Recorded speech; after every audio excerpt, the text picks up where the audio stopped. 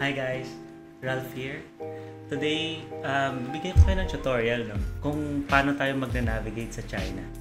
Alam ko most sa atin, hindi alam talaga kung paano magka-travel doon. For today's video, nagkaroon kasi ng bagong update si Gaode Maps, si A-Maps sa atin for us na kapag travel sa China.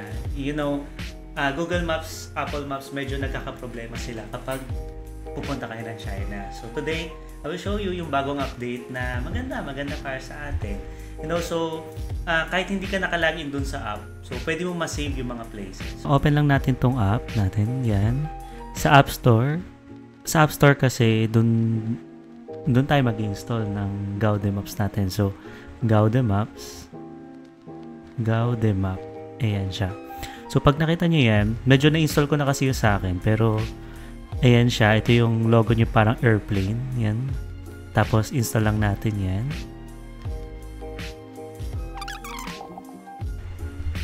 Ayan, balik tayo. So, pindutin nyo lang to, itong blue. Blue ba yun? Ayan. So, makikita nyo na yung mismo app natin. So, allow nyo lang yan, allow while using the app. So, mag-a-allow yan sa atin. So, papakita niya. Ayan siya, no? Nakikita nyo?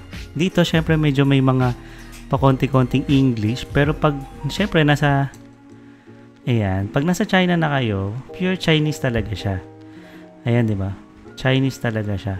Syempre China yun eh. So pupunta tayo ngayon dito sa parang hugis tao. Lalagyan ko na lang yan ng mark, no? Sa taas meron yang setting, no? Sa setting diyan, bibilog ako lang din. So ayan. So, makikita nyo, naka-gray out yung English dyan sa part na yan. Naka-gray out siya. May sinusulat, ganyan. Ang gagawin nyo lang, umalis lang kayo dun sa app ulit. Pagkaalis nyo dun sa app, so balik tayo ulit dun para i-activate siya. So, same steps katulad dun sa kanina. Try ko markahan, no? Markahan ko lang ulit. So, yung tao, yung settings, yan. And then, itong sign.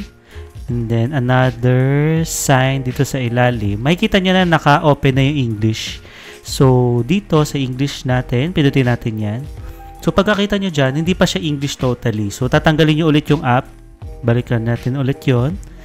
Tapos, pindutin ulit natin siya. Then, English na siya. So, punta tayo dito.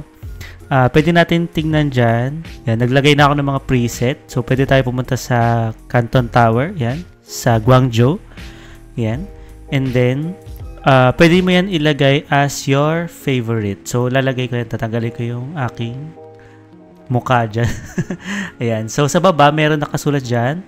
Yun, mamarkahan ko na lang din yung favorite. So, pwede nyo ma-save yung inyong pupuntahan. So, bago kayo pumunta doon or bago kayo pumunta ng China, meron na kayong nakalagay na mga pupuntahan ninyo. So, yan siya. And then, directions ninyo, lagay tayo dito sa Beijing Road. Ayan. So, pipindutin nyo lang yung route. Tapos, pwede nyo na ilagay yung my location. Yan. So, ganyan siya. Ganyan yung makikita nyo dyan. Ayan. 40 minutes, pwede nyo piliin or 42 minutes. Depende sa inyo. Ayan. So, makikita nyo yung mismong ruta. Tapos, makikita nyo rin dyan. Para siyang Waze. Para siyang Waze. So, makikita nyo yung mismong 3D niya, tapos kung ilang meters yun. Tapos, makikita nyo rin kung ano yung naka-red, naka-green, na stoplight. In 150 meters, turn right at the end of the road. Ayan siya. So, quit natin yan. Balik tayo. So, pwede nyo i-save yung mga preferences ninyo ng mga places dito sa ating So, kunwari yan. Itong Guangzhou Daily Cultural Center. Yan. So, favorite nyo lang yan.